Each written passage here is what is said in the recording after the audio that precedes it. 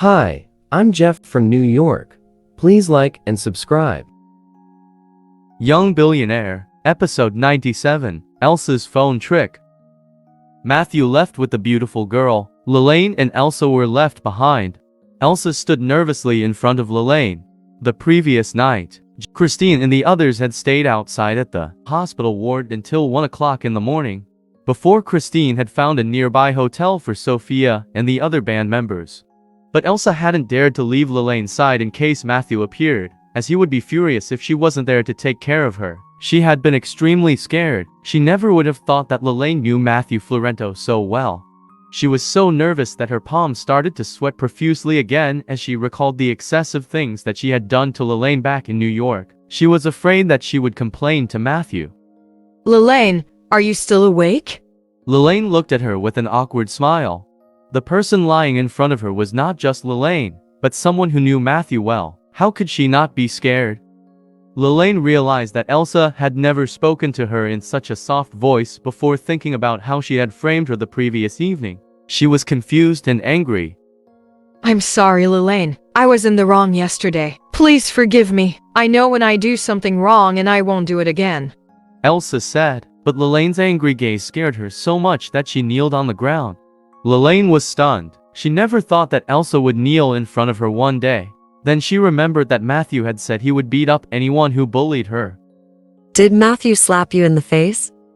Only she noticed that Elsa's face was swollen. There were still bruises on the corner of her mouth.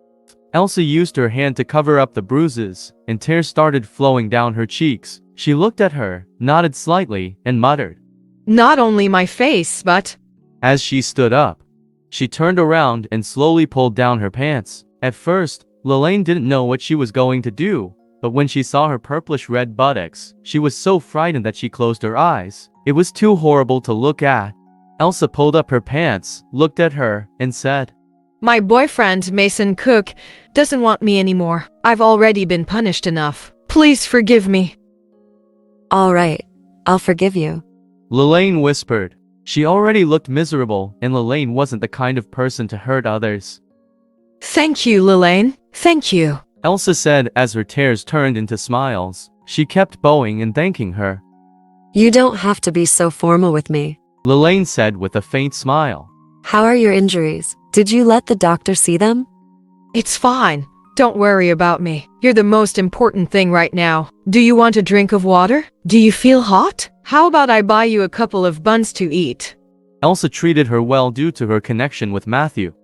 Don't fuss over me. I'm okay now. Just sit down. I don't need you to take care of me. Lelaine said as she realized that Elsa was being quite cute. All right. Thank you. Elsa was tired after a sleepless night. She leaned against the table and fell asleep. Lelaine picked up her phone, found Jeff's number, and called him. She missed him. Right now she wanted to hear his voice. Beep, beep. The sound of a busy signal came over the phone. The previous night, back in New York, Susan Hill was the only one who had not been drunk. She had called a few classmates, and then she had sent Jeff, Royben, and the others back to their dorm. At that moment, 4 people from his dorm were still lying on their beds, snoring. Jeff's phone was in his pocket, but he couldn't feel it vibrating.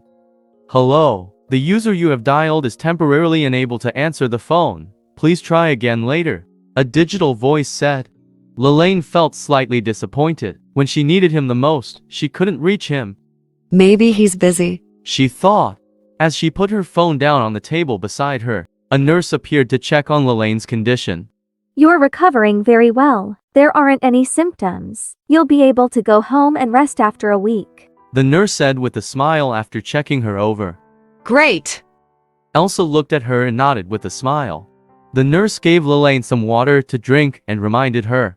Right now, you're still receiving antibiotics, glucose, etc. You may be feeling more tired than usual. Don't worry, as that's a normal reaction to your treatment. You should get plenty of rest and switch off your phone. That way, it'll be quieter when you sleep. Don't worry.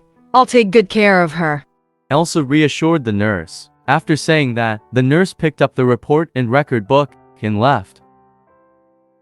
Lelaine, listen to the nurse and get a good night's sleep.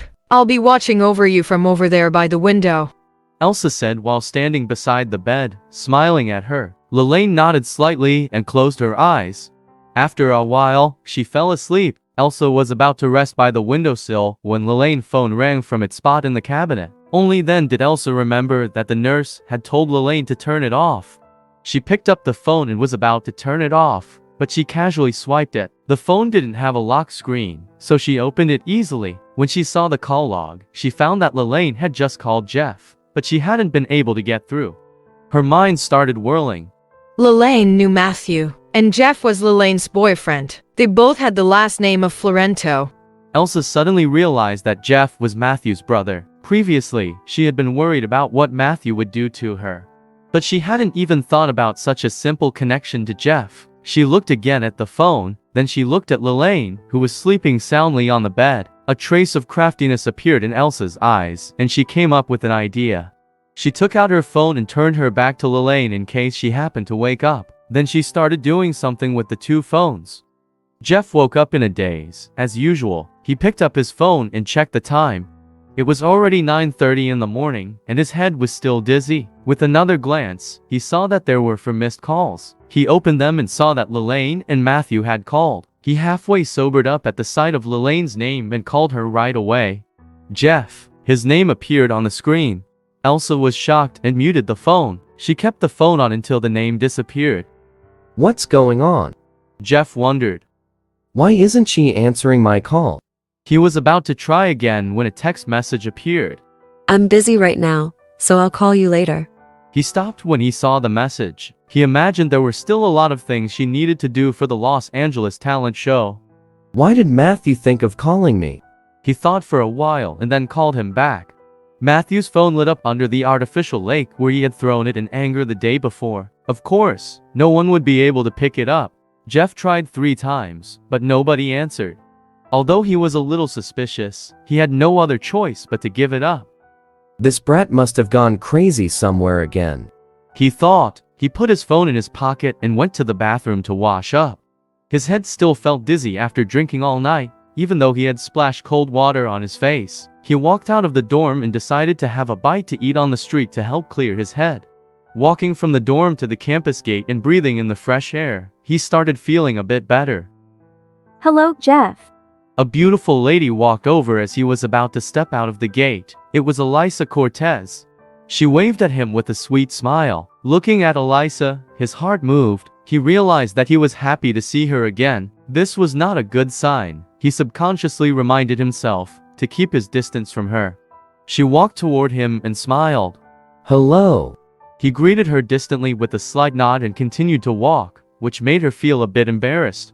Jeff. She called after him, but he didn't even turn his head. She sighed softly, took 2 steps forward, and followed behind him. Wait for me. She increased her pace to keep up with him. She looked at him and tried to get closer. She asked, Have you eaten? What are you planning to do? No. Let's eat. He said, but he didn't even look at her as he walked forward. Why is he so cold?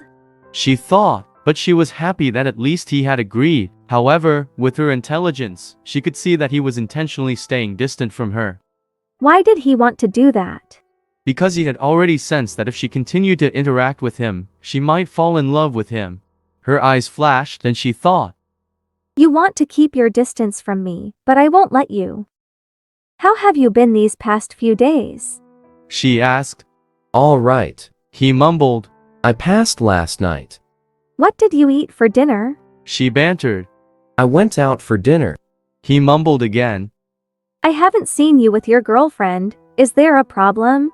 She casually asked. He stopped walking and looked at her speechlessly. Elsa, who had been smiling happily as she trotted along, felt embarrassed when she saw him stop and stare at her. Her lips trembled and her smile gradually turned awkward. Jeff shook his head helplessly and continued walking forward. What? Why are you glaring at me like that? What are you planning to do? She wondered. He doesn't know how to respect beautiful women at all. She thought. She felt a pain in her stomach and quickly followed after him. If she took the initiative to talk to him, he would ignore her. Jeff, I was wrong, all right. Please be nice and speak to me, okay? She begged pitifully, but he remained indifferent. They had just walked out of the gates. A Cadillac Case TT6 was parked right outside. The car had a bottle of mineral water on the roof, and a man of about 30 years of age was leaning out the window. He had often come to Peston University to fish for girls. Just at that university alone, he had already spent over $100,000. As he was playing with his phone and waiting for a potential pickup, he saw a beautiful girl coming out of the gate. His eyes lit up. She was too perfect. She was just like a model. For a girl like that, he'd be willing to spend any amount of money. Seeing that she was walking in his direction, the man opened the door and got out of the car.